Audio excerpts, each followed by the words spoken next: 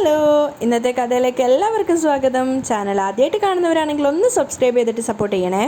അപ്പം മുത്തശ്ശി നയനയോട് പറയാണ്, ഈ കല്യാണം ഉറപ്പിച്ചത് മുതൽ ഓരോരോ ദോഷങ്ങൾ കണ്ടുകൊണ്ടിരിക്കുകയാണ്. അതുകൊണ്ടാണ് പുരോഹിതനെ കാണാൻ പോയത്. അദ്ദേഹമാണെങ്കിൽ ഉള്ളതുപോലെ പറയുകയും ചെയ്യും. പറയുന്നതൊക്കെ അച്ചട്ടുമായിരിക്കും. അതുകൊണ്ട് ഇപ്പോൾ ഒരു വിഷമമുണ്ട്. അപ്പം നയന ചോദിക്കുന്നുണ്ട്, അനിയോട് ഇത് പറഞ്ഞായിരുന്നോ?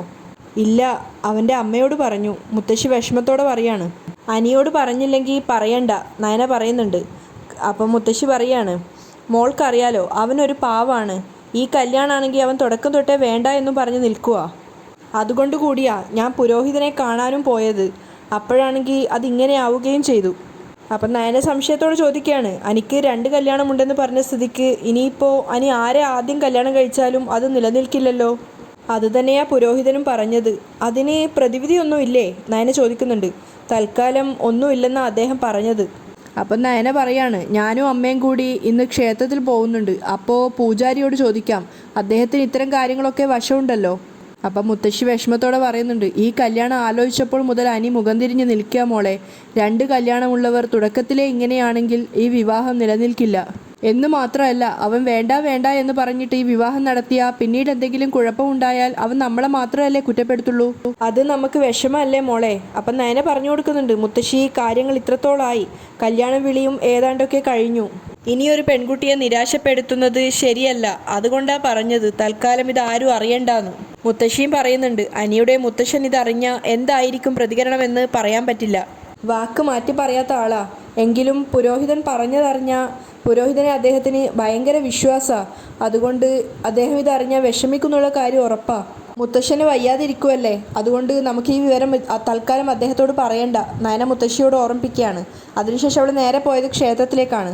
അവൾ മനസ്സുരുക്കി പ്രാർത്ഥിക്കുകയാണ്, എൻ്റെ ദേവി, അനിയും അനാമികയും തമ്മിലുള്ള വിവാഹം നടക്കണം. അതിനൊരു തടസ്സം ഉണ്ടാവരുതേ. അനിയുടെ മനസ്സിൽ നിന്നും നന്ദുവിനെ കളയണേ. അതുപോലെ തന്നെ നന്ദുവിനും ഈ സാഹചര്യത്തെ അതിജീവിക്കാൻ കഴിയണേ. പൂജാരി പ്രസാദമായിട്ട് വന്ന സമയത്ത് അദ്ദേഹം ചോദിക്കുന്നുണ്ട്, അമ്മ എവിടെ പോയി മോളെ? അമ്മ ആൽത്തറയിൽ തൊഴാൻ പോയി. അപ്പം അദ്ദേഹം പറയുന്നുണ്ട്, അത് വെറും ഒരു ആൽത്തറയല്ല. കല്യാണം കഴിഞ്ഞ പെൺകുട്ടികൾക്ക് സന്താന ഭാഗ്യം ഉണ്ടാവാൻ അവിടെ ചെന്ന് പ്രാർത്ഥിക്കുന്നത് നല്ലതാ. കല്യാണം കഴിഞ്ഞ് മോൾക്ക് ഇതുവരെ വിശേഷമൊന്നും ആയിട്ടില്ലല്ലോ. അതുകൊണ്ട് മോളുടെ കാര്യം പറയാൻ പോയതായിരിക്കും. നയന പുഞ്ചിരിക്കുകയാണ്. അതിനുശേഷം അവൾ ചോദിക്കുന്നുണ്ട്, അനിയും അനാമികയും തമ്മിലുള്ള ജാതകം ചേരുമെന്ന് പറഞ്ഞത് അങ്ങാണ്. പക്ഷേ മുത്തശ്ശൻ്റെ സുഹൃത്തായ പുരോഹിതൻ പറഞ്ഞത് അനിക്ക് 2 കല്യാണമുണ്ടെന്നാ. അങ്ങനെ ഒരു സംശയം എനിക്കും തോന്നിയിരുന്നു. അത് അത്ര നല്ലതല്ല. അപ്പം നയന ചോദിക്കുന്നുണ്ട്, അത് പരിഹാരമൊന്നുമില്ലേ തിരുമേനി? പരിഹാരം ഉണ്ടോ എന്ന് ചോദിച്ചാൽ വാഴക്കല്യാണം എന്ന് കേട്ടിട്ടുണ്ടോ? ആ, കേട്ടിട്ടുണ്ട്. പക്ഷേ അതിനെപ്പറ്റി കൂടുതലായിട്ടൊന്നും അറിയില്ല. അപ്പോൾ അദ്ദേഹം പറഞ്ഞു കൊടുക്കുകയാണ്, അതായത് ഒരാളുടെ ജാതകത്തിൽ 2 വിവാഹം പറയുന്നുണ്ടെങ്കിൽ ആദ്യം ഒരു ലക്ഷണമൊത്ത വാഴയെ താലി കെട്ടണം. എന്നിട്ട് ആ വാഴ വെട്ടിക്കളയണം. അതോടെ ആദ്യ കല്യാണം കഴിഞ്ഞു. പിന്നീട് ധൈര്യമായിട്ടൊരു പെൺകുട്ടിയുടെ കഴുത്തിൽ താലി കെട്ടാം. അപ്പം നയന ചോദിക്കുന്നുണ്ട്, എന്ന് വെച്ചാൽ അനിയുടെ കാര്യത്തിൽ വാഴക്കല്യാണം നടത്തണം അല്ലേ? അപ്പം അദ്ദേഹം പറയുന്നുണ്ട്, ഞാൻ ആദ്യം മൂർത്തി സാറും ഭാര്യയും വന്നപ്പോൾ ചില ദോഷങ്ങളുണ്ടെന്നൊക്കെ പറഞ്ഞതാ. അത് മാറാനുള്ള പൂജകളും നടത്തി. പക്ഷേ ഇപ്പോൾ പുരോഹിതനും ഇങ്ങനെ പറഞ്ഞു എന്നറിയുമ്പോൾ അദ്ദേഹം സിദ്ധനല്ലേ. അദ്ദേഹത്തിൻ്റെ വാക്കുകൾ തെറ്റാറില്ല. അതുകൊണ്ടാണ് ഞാൻ വാഴക്കല്യാണത്തെക്കുറിച്ച് പറഞ്ഞത്. അപ്പം നയന പറയുന്നുണ്ട്, അങ്ങനെയെങ്കിൽ മേൽശാന്തിയുടെ സാന്നിധ്യത്തിൽ അത് നടത്തണം തിരുമേനി. ഞാൻ ഈ കാര്യങ്ങളൊക്കെ മുത്തശ്ശിയോട് പറയാം. മുത്തശ്ശൻ ഇപ്പോൾ ഹോസ്പിറ്റലിലാണ്. അപ്പോൾ അദ്ദേഹം പറയുന്നുണ്ട്, അദ്ദേഹത്തിൻ്റെ ആരോഗ്യത്തിന് വേണ്ടി ഇവിടെ പൂജകളും വഴിപാടുകളൊക്കെ നടത്തിയിട്ടുണ്ട്. എങ്കിൽ പിന്നെ സമയം തീരുമാനിച്ചോളൂ, ഞാൻ മേൽശാന്തിയെ അറിയിക്കാം. അദ്ദേഹം പറയാണ്. അദ്ദേഹം പോയതിനു ശേഷം നയന വീണ്ടും പ്രാർത്ഥിക്കുന്നുണ്ട്, അനി നല്ല പയ്യനാ. കല്യാണശേഷം അവൻ ഒരിക്കലും സങ്കടപ്പെടാനുള്ള അവസരം ഉണ്ടാക്കരുതേ. അനിയും അനാമികയും നല്ല സന്തോഷത്തോടെ ജീവിക്കണേ. നയന ക്ഷേത്രത്തിൽ നിന്ന് തിരിച്ചു വരുന്ന സമയത്ത് മുത്തശ്ശി കൈക്ക് കുഴമ്പിട്ട് തിരുമ്മുകയാണ്. അവർ തനിയെ തന്നെയാണ് ചെയ്യുന്നത്. നയന വന്ന് കണ്ടപ്പോൾ തന്നെ അവൾ പറയുന്നുണ്ട്, അയ്യോ മുത്തശ്ശി, കൈ തിരുമണമെങ്കിൽ എന്നോട് പറഞ്ഞാൽ പോരായിരുന്നോ? അപ്പോൾ അവർ പറയുന്നുണ്ട്, എന്തൊക്കെ ജോലികളാണ് മോളെ ഏൽപ്പിക്കുക? അതൊന്നും സാരയില്ല, ഇതൊന്നും എനിക്ക് ബുദ്ധിമുട്ടുള്ള കാര്യമല്ലല്ലോ എന്ന് പറഞ്ഞുകൊണ്ട് അവൾ വേഗം മുത്തശ്ശിക്ക് കൈ തിരുമ്മി കൊടുക്കുകയാണ്. ആ സമയത്ത് അവൾ ചോദിക്കുന്നുണ്ട്, മുത്തശ്ശനെ വിളിച്ചായിരുന്നോ? വിളിച്ചു, കുഴപ്പമൊന്നുമില്ലെന്നാണ് പറഞ്ഞത്. ഇനിയിപ്പോൾ കല്യാണത്തിൻ്റെ അന്ന് ഇങ്ങോട്ടേക്ക് കൊണ്ടുവന്നാൽ മതിയെന്ന് ഞാൻ ജയനോട് പറഞ്ഞു. പുരോഹിതൻ പറഞ്ഞ കാര്യങ്ങളൊന്നും മുത്തശ്ശനോട് പറഞ്ഞിട്ടില്ലല്ലോ? ഇല്ല. എങ്കിൽ അതിനൊരു പരിഹാരമായിട്ടാണ് ഞാൻ വന്നിരിക്കുന്നത്. അവ മുത്തശ്ശി അവളെ പ്രതീക്ഷയോടെ നോക്കുകയാണ്. ഞാനും അമ്മയും ക്ഷേത്രത്തിൽ പോയ സമയത്ത് പൂജാരി ഒരു പരിഹാരം പറഞ്ഞു തന്നു. അതെന്താ മോളെ? വാഴക്കല്യാണം. അപ്പോഴാണ് മുത്തശ്ശിക്ക് സമാധാനമായത്. ഓ, വാഴക്കല്യാണം. വാഴയെ ഭാര്യയായി കണ്ട് താലി കെട്ടിയിട്ട് അത് വെട്ടിക്കളയുന്ന ചടങ്ങ്. അത് പണ്ട് ഞങ്ങളുടെ കുടുംബത്തിലൊക്കെ നടത്തിയിട്ടുണ്ട്, മുത്തശ്ശി പറയാണ്. അപ്പം നയന പറയുന്നുണ്ട്, ഞാൻ വാഴക്കല്യാണത്തെ പറ്റി കേട്ടിട്ടുണ്ട്, പക്ഷെ ഇതുവരെ കണ്ടിട്ടില്ല. വിവാഹദോഷമുള്ളവർ വാഴക്കല്യാണം നടത്തിയിട്ട് വിവാഹം നടത്താറുണ്ട്. മറ്റു ചിലർ ഇടക്കെട്ടും നടത്തും. ഇടക്കെട്ടോ? ആ അതെ, പെൺകുട്ടിക്ക് ദോഷമില്ലാത്ത ഒരാളെ കൊണ്ട് ആദ്യം താലി കെട്ടിക്കും. അയാളുമായിട്ട് ഭാര്യാഭർത്തൃ ബന്ധമൊന്നും നയിക്കില്ല. പിന്നീട് ആ താലി അഴിച്ചു മാറ്റിയിട്ട് യഥാർത്ഥ ആളെ തന്നെ താലി കെട്ടും. അതൊക്കെ നയനക്ക് പുതിയ അറിവുകളായിരുന്നു. അവൾ ചോദിക്കുന്നുണ്ട്, ഇവിടെ നമുക്ക് പൂജാരി പറഞ്ഞതുപോലെ വാഴക്കല്യാണം നടത്തിക്കൂടെ മുത്തശ്ശി? ഉറപ്പായിട്ടും നടത്തണം. പൂജാരിയെ ഞാൻ ഇപ്പം തന്നെ വിളിച്ചു പറയാം ഇങ്ങോട്ടേക്ക് വരാൻ. ഇവിടെ പറമ്പിൽ ലക്ഷണമൊത്ത് ഒരുപാട് വാഴകളുണ്ടല്ലോ, അതിലൊന്ന് തിരഞ്ഞെടുത്ത് അനി താലി കെട്ടട്ടെ. അപ്പം നയന പറയാണ്, ഇത് എന്തിനു വേണ്ടിയാ ചെയ്യുന്നതെന്ന് തൽക്കാലം ഇപ്പം അനിയോട് പറയണ്ട. ചെറിയ ദോഷങ്ങളുണ്ട്, അത് മാറാൻ വേണ്ടി മാത്രമാണെന്ന് പറഞ്ഞാൽ മതി. ഞാൻ അങ്ങനെ പറയുള്ളൂ. അതിനുശേഷം അവർ രണ്ടുപേരും കൂടെ പറമ്പിലേക്ക് പോവുകയാണ് വാഴ നോക്കാൻ വേണ്ടി. പെട്ടെന്ന് തന്നെ പൂജാരിയെ വിളിച്ച് വാഴക്കല്യാണത്തിനുള്ള ഒരുക്കങ്ങളൊക്കെ നടത്തുന്നുണ്ടായിരുന്നു. ആണുങ്ങളൊഴികെ, അതായത് അനി മാത്രമേ ഉള്ളൂ, ബാക്കി ആരും ഉണ്ടായിരുന്നില്ല. ബാക്കിയുള്ള സ്ത്രീകളൊക്കെ അവിടെ ഉണ്ട്. ആ സമയത്ത് ജലജ ചോദിക്കുന്നുണ്ട്, വാഴക്കല്യാണം നടത്തിയ നമ്മുടെ കുട്ടിയുടെ ജാതകദോഷം മാറോ എടത്തി? അപ്പം ദേവയാനി കളിയാക്കി പറയാണ്, ആ അറിയില്ല, ഒരുപക്ഷെ നമ്മുടെ മക്കളുടെ ജീവിതത്തിലും ഇതുപോലെ 2 കല്യാണം നടത്തേണ്ടി വരുമായിരിക്കും. നയനയും നവ്യയും പരസ്പരം മുഖത്തോട് മുഖം നോക്കുകയാണ്. അപ്പം ദേവയാനി കുറച്ച് ശബ്ദം താഴ്ത്തി പറയാണ്, ഇപ്പോൾ 2 വാഴകളെയല്ലേ കെട്ടിയിരിക്കുന്നേ, ഇനിയിപ്പോൾ ഇവളുമാരെ എങ്ങനെ വെട്ടിക്കളയുന്ന ഞാൻ ആലോചിക്കുന്നത്. ശബ്ദം താഴ്ത്തി ജലജയും പറയുന്നുണ്ട്. ഇതൊക്കെ കേട്ട് അനിക്കാകെ കൂടെ അസ്വസ്ഥനായിട്ട് നിൽക്കുകയാണ്. അവൻ അമ്മയോട് ചോദിക്കുന്നുണ്ട്, ഇത്തരം കോപ്രായങ്ങളുടെയൊക്കെ ആവശ്യം ഉണ്ടായിരുന്നു അമ്മേ? അപ്പം ജാനകി പറയാണ്, അങ്ങനെയൊന്നും പറയരുത്. ജ്യോത്സ്യം പറഞ്ഞതുപോലെ കാര്യങ്ങളൊക്കെ ചെയ്യണം. അതുപോലെ ഇങ്ങനെ ഒരു ചടങ്ങിലേക്ക് കാര്യങ്ങൾ കൊണ്ടെത്തിച്ചത് നിന്റെ പ്രിയപ്പെട്ടവർ തന്നെയാ എന്ന് വെച്ചാ? അനി സംശയത്തോട് ചോദിക്കുകയാണ്. ഞാനൊന്നും പറയുന്നില്ല, ജാനകി ഈർഷ്യയോടെയാണ് പറയുന്നത്. അങ്ങനെ അനി പൂജാരി പറഞ്ഞത് പ്രകാരം വാഴയ്ക്ക് താലി കെട്ടി കൊടുക്കുകയാണ്. ആ സമയത്ത് നവ്യ നയനയോട് പറയുന്നുണ്ട്, ഞാൻ ഇങ്ങനെ ഒരു ചടങ്ങ് ആദ്യമായിട്ട് കാണുക. അപ്പം നയന പറയാണ്, ഞാൻ കേട്ടിട്ടുണ്ട്, പക്ഷേ കാണുന്നത് ആദ്യമായിട്ടാ. അപ്പോഴേക്കും ജലജ ദേവയാനിയോട് പറയുന്നുണ്ട്, വാഴക്കല്യാണത്തിന് കാര്യമുണ്ടോ എന്ന് നമുക്ക് പിന്നീട് അറിയാം. അനി താലി കെട്ടിയതിന് ശേഷം പൂജാരി എഴുന്നേറ്റിട്ട് അദ്ദേഹത്തിൻ്റെ പ്രാർത്ഥനകൾക്ക് ശേഷം വാഴയെ വെട്ടി താഴെ ഇടുകയാണ്. അതിനുശേഷം അദ്ദേഹം പറയുന്നുണ്ട്, തൽക്കാലം പൂജകളൊക്കെ ഭംഗിയായിട്ട് നിറവേറ്റിയിട്ടുണ്ട്, ദോഷങ്ങളെല്ലാം മാറിയിട്ടുണ്ട്. പിന്നെ പ്രാർത്ഥനയും വേണം. സ്വയംവര അർച്ചന എല്ലാ മാസവും മുടങ്ങാതെ നടത്തണം, പ്രത്യേകിച്ചും കല്യാണം നടന്ന നാളിൻ്റെ അന്ന്. ഒക്കത്തിനും ജാനകി സമ്മതിക്കുകയാണ്. ശരി തിരുമേനി. അദ്ദേഹത്തിൻ്റെ പ്രാർത്ഥനകളൊക്കെ കഴിഞ്ഞതിന് ശേഷം അനി തിരുമേനിക്ക് ദക്ഷിണ കൊടുക്കുകയാണ്. അതിനുശേഷം അവൻ അവിടുന്ന് പോകുന്നുണ്ട്. ആ സമയത്ത് ദേവയാനി പറയാണ്, എന്തൊക്കെ ചെയ്തിട്ടും അനിയുടെ മുഖത്തൊരു തെളിച്ചില്ലല്ലോ ജാനകി. ആ സമയത്ത് നയന നിൽക്കുന്ന ഭാഗത്തേക്ക് തല ചരിച്ചുകൊണ്ട് ജാനകി പറയാണ്, തെളിയില്ല ഏട്ടത്തി. അങ്ങനെ അവൻ്റെ മുഖം തെളിയാതിരിക്കാൻ ഇവിടെ പലരും ആത്മാർത്ഥമായിട്ട് പ്രാർത്ഥിക്കുന്നുണ്ട്. ഈ വാഴക്കല്യാണം തന്നെ വേണ്ടി വന്നത് ചിലരുടെ മനസ്സിൽ മാലിന്യമുള്ളത് കൊണ്ടാ. നയനെ ഉദ്ദേശിച്ചുകൊണ്ടാണ് ജാനകി സംസാരിക്കുന്നത്. പക്ഷേ മുത്തശ്ശി ചോദിക്കുന്നുണ്ട്, നീ ആരെ ഉദ്ദേശിച്ച് ഈ സംസാരിക്കുന്നത്? അപ്പം ജലജ പറയാ, എന്നെയല്ല, എന്നെ ആയിരിക്കും. ഞാനൊന്നും ചെയ്തില്ല ജാനകി. അപ്പം ജാനകി പറയുന്നുണ്ട്, നീ മാത്രമല്ല, ഈ വീട്ടിൽ നിന്നേക്കാളും വലിയ കരടുകളുണ്ട്. അതൊക്കെ ഞാൻ ഇപ്പോഴാണ് മനസ്സിലാക്കിക്കൊണ്ടിരിക്കുന്നത്. അതും പറഞ്ഞുകൊണ്ട് ജാനകി അവിടുന്ന് പോവുകയാണ്, മുള്ളു വെച്ച് സംസാരിച്ചിട്ട്. ആ സമയത്ത് ജലജ വിചാരിക്കുന്നുണ്ട്, അവൾ ആരെയായിരിക്കും ഉദ്ദേശിച്ചത്? ഇപ്പോൾ നയനയോട് അവൾ പഴയ സ്നേഹമൊന്നും കാണിക്കുന്നില്ല, എന്തോ കുഴപ്പമുണ്ടല്ലോ. അടയും ശർക്കരയും തെറ്റിയോ? ആ സമയത്ത് ദേവയാനി സംശയത്തോടെ അമ്മയോട് ചോദിക്കുകയാണ്, അവൾ ആരെ പറ്റി അമ്മ പറഞ്ഞത്? നിങ്ങളെ രണ്ടിനെയും പറ്റി ആയിരിക്കും, അതായത് ജലജയും ദേവയാനിയാണെന്ന് മുത്തശ്ശി ഉദ്ദേശിക്കുന്നത്, അല്ലാതെ വേറെ ആരെ പറ്റിയാ? അപ്പം ദേവയാനി പറയുന്നുണ്ട്, എന്നെപ്പറ്റി അവൾ എന്തിനാ പറയുന്നത്? എൻ്റെ ആദർശിനെ പോലെ തന്നെ എനിക്ക് ജീവനാ അനിയെയും. പിന്നെ അവന് ദോഷം ഉണ്ടാവുന്ന എന്തെങ്കിലും കാര്യം ഞാൻ ചെയ്യോ, ഞാൻ പറയോ? അത് കേട്ടപ്പോൾ ജലജ മനസ്സിൽ വിചാരിക്കുന്നുണ്ട്, ഓ ആദർശിനെയും അനിയെയുമാണ് ഇഷ്ടം. അപ്പം എൻ്റെ മോൻ പുറമ്പോക്ക്, അവനാണ് ശരിക്കും ഈ വീട്ടിലെ വാഴ. ജലജ ഇങ്ങനെ മനസ്സിൽ പിറുപിറുക്കുകയാണ്.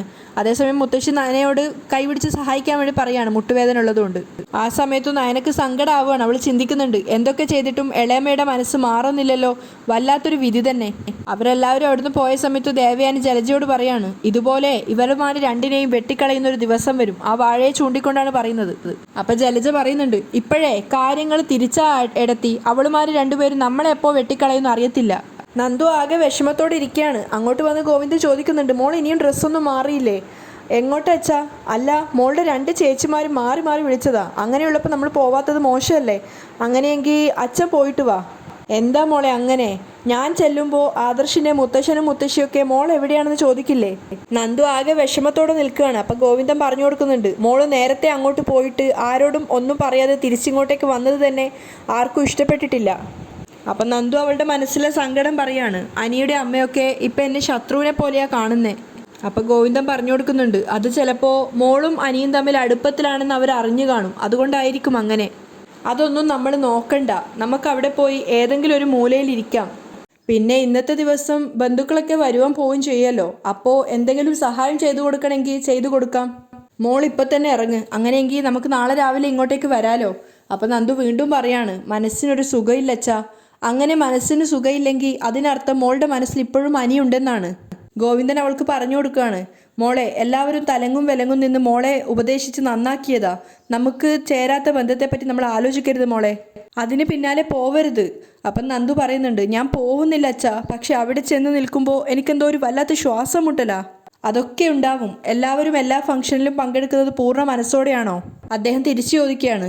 നമുക്ക് ഇഷ്ടമില്ലാത്തവരൊക്കെ ആൾക്കൂട്ടത്തിലുണ്ടാവും, അതൊന്നും നമ്മൾ ശ്രദ്ധിക്കേണ്ട കാര്യമില്ല. അപ്പം നന്ദു സങ്കടത്തോടെ പറയാണ്, ഈ കല്യാണത്തിന് വരുന്നതിനോട് പോലും എനിക്ക് താല്പര്യമില്ല. അതെന്തുകൊണ്ടാ? അനാമികയുടെ കഴുത്തിൽ താലി കെട്ടുന്നത് കാണാനുള്ള സഹനശക്തി മോൾക്കില്ല.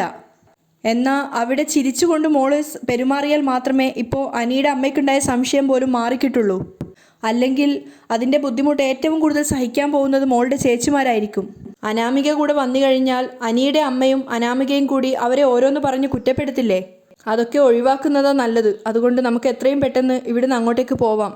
അവിടുന്ന് ആദർശിൻ്റെ മുത്തശ്ശി കുറച്ചു മുൻപ് കൂടി വിളിച്ചിരുന്നു. എന്താ പോവാത്തേന്ന് ചോദിച്ച്. ഒന്നുമില്ലെങ്കിൽ അവിടുത്തെ 2 മരുമക്കളുടെ അച്ഛനും അനിയത്തിയുമല്ലേ നമ്മൾ. അപ്പോൾ പിന്നെ ഒരാഴ്ച മുൻപെങ്കിലും നമ്മൾ അവിടെ പോയി നിന്ന് അവിടുത്തെ കാര്യങ്ങളൊക്കെ നോക്കേണ്ടിയിരുന്നതാ. മനസ്സില്ലാ മനസ്സോടെയാണ് നന്ദു അച്ഛനൊപ്പം അനന്തപുരിയിലേക്ക് പോകുന്നത്. അപ്പം ഉമ്മറത്ത് തന്നെ ജാനകി ഇരിക്കുന്നുണ്ടായിരുന്നു ഒരു ഗൗരവഭാവത്തിൽ. അച്ഛനെയും മോളെയും കണ്ടപ്പോൾ തന്നെ അവരുടെ മുഖത്തൊരു പുച്ഛം നിറയാണ്. അകത്ത് വന്നതും ഗോവിന്ദൻ വേഗം പറയുന്നുണ്ട്, നാളെ കല്യാണമല്ലേ, അതുകൊണ്ട് ഇന്നത്തെ ദിവസമെങ്കിലും ഇവിടെ എത്തണമെന്ന് ആദർശമോൻ്റെ മുത്തശ്ശി എപ്പോഴോ പറഞ്ഞതാ. അപ്പോൾ ജാനകി ഒരു ദേഷ്യത്തോടെ പറയാണ്, അത് നല്ല കാര്യമല്ലേ, പിന്നെ നന്ദുവിന് ആലോചന വല്ലതും വരുന്നുണ്ടോ? ഏയ് അങ്ങനെയൊന്നുമില്ല, ഗോവിന്ദൻ പറയാണ്. വയസ്സ് 20 കഴിഞ്ഞില്ലേ? ജാനകി ചോദിക്കുന്നുണ്ട്. ഇനിയിപ്പോൾ കല്യാണത്തെ പറ്റിയൊക്കെ സീരിയസ് ആയി ചിന്തിക്കണ്ടേ? അപ്പോൾ ഗോവിന്ദൻ പറയാണ്, മോക്കിപ്പോൾ കല്യാണം വേണ്ടെന്നാ പറഞ്ഞത്, എങ്കിലും നല്ല ബന്ധങ്ങൾ വരുവാണെങ്കിൽ കല്യാണം നടത്തണമെന്നാ. അപ്പോൾ ജാനകി നന്ദുവിനെ നോക്കിക്കൊണ്ട് പറയാണ്, ഇന്നത്തെ കാലത്തെ പെൺകുട്ടികൾ ലേറ്റ് മാരേജാ ആഗ്രഹിക്കുന്നത്, എങ്കിലും അവർക്ക് പ്രായമായെന്ന് നമ്മൾക്ക് പേരൻസിന് തോന്നിക്കഴിഞ്ഞാൽ പിന്നെ നമ്മൾ ഗൗരവമായി തന്നെ അതിനെക്കുറിച്ച് ചിന്തിക്കണം. അപ്പോഴേക്കും നയന അങ്ങോട്ടേക്ക് വരികയാണ്. ആഹാ, അച്ഛനും മോളും വന്നോ? അപ്പോൾ ജാനകി നയനയോട് പറയാണ്, ഞാൻ നന്ദുവിൻ്റെ കല്യാണക്കാര്യത്തെ പറ്റി പറയുമായിരുന്നു. ഇവൾക്ക് പഠിച്ചൊരു ജോലിയൊക്കെ ആയിട്ട് കല്യാണം മതിയളയമ്മേ. നയന തിരിച്ചു പറയാണ്. കല്യാണം കഴിഞ്ഞതിന് ശേഷം പഠിച്ച് ജോലി സമ്പാദിച്ചാലും കുഴപ്പമൊന്നുമില്ലല്ലോ, ജാനകി ഒരു പുച്ഛം പോലെ പറയാണ്. അവർ മുനവെച്ച് സംസാരിച്ചുകൊണ്ടാണ് അകത്തേക്ക് പോയത്. അവർ പോയതിനു ശേഷം നന്ദു ദേഷ്യത്തോടെ പറയുന്നുണ്ട്, കേട്ടല്ലോ പറഞ്ഞതൊക്കെ, ഇതുകൊണ്ടാണ് ഞാൻ പറഞ്ഞത് വരില്ല എന്ന്. നാളെ വരാമെന്ന് പറഞ്ഞിട്ട് അച്ഛൻ കേട്ടതുമില്ല. അപ്പോൾ ഗോവിന്ദൻ നയനോട് പറയുന്നുണ്ട്, മോളെ ഈ വീട്ടിൽ സപ്പോർട്ട് ചെയ്യുന്ന ആളാണ് അനിയുടെ അമ്മ, ഇപ്പോൾ അവരും എതിരായോ? അപ്പം നയന പറയുന്നുണ്ട്, ആ അനിയും ഇവളും തമ്മിലുള്ള അടുപ്പത്തെ പറ്റി അനാമിക ഇളയമയോട് പറഞ്ഞിരുന്നു. എത്ര പ്രയാസപ്പെട്ട അവളെ രക്ഷിച്ചത്, എന്നാൽ അതിനുശേഷവും അവൾ എന്തൊക്കെയോ കുത്തിത്തിരിപ്പുകൾ നടത്തിയിട്ടുണ്ട്. അപ്പോൾ ഗോവിന്ദൻ പറയാണ്, നമ്മൾ ചെയ്യാനുള്ളതൊക്കെ ചെയ്യണം മോളെ, പിന്നെ ബാക്കിയുള്ളതെല്ലാം ദൈവം തീരുമാനിക്കട്ടെ. ഇവിടെ നിങ്ങൾ 2 മക്കളും പിന്നെ കനകയും ഉള്ളപ്പോൾ ഞങ്ങൾ വരാതിരിക്കുന്നത് മോശമല്ലേ? അപ്പം നയന പറയുന്നുണ്ട്, അങ്ങനെ വരാതിരുന്നെങ്കിൽ പിന്നെ മുത്തശ്ശനും ഉൾപ്പെടെ എല്ലാവരും നിങ്ങളെ കുറ്റപ്പെടുത്തിയേനെ. നേരത്തെ ഇവൾ പറയാതെ പോയതിൻ്റെ പേരിൽ തന്നെ അവരെല്ലാം പരാതി പറയുന്നുണ്ടായിരുന്നു. അപ്പം നന്ദു പറയാണ്, അതിൻ്റെ കാരണം ചേച്ചിക്കറിയാലോ. അതിനുശേഷം നയന നന്ദുവിനോട് പറയാണ്, മോളെ ഒരു ദിവസം ക്ഷമിച്ചാൽ മതി, അതുവരെ ഒന്നും കണ്ടില്ല കേട്ടില്ല എന്നൊക്കെ നടിക്കണം. നിനക്കറിയാലോ, ഒരു കാലത്ത് ഞാനും നിന്നെപ്പോലെ എന്ത് കണ്ടാലും പ്രതികരിക്കുന്ന കൂട്ടത്തിലായിരുന്നു. ഇപ്പോൾ സ്വഭാവം ഒരുപാട് മാറ്റി. ആദർശേട്ടൻ്റെ അമ്മയുടെയും അപ്പച്ചിയുടെയും പെരുമാറ്റത്തിൽ ഒരുപാട് തിരിച്ചു പറയണമെന്ന് എനിക്ക് ആഗ്രഹമുണ്ടായിരുന്നു. പക്ഷേ അപ്പച്ചിയോട് പറഞ്ഞാലും അമ്മയോട് പ്രത്യേകിച്ച് ഒന്നും പറയാറില്ല.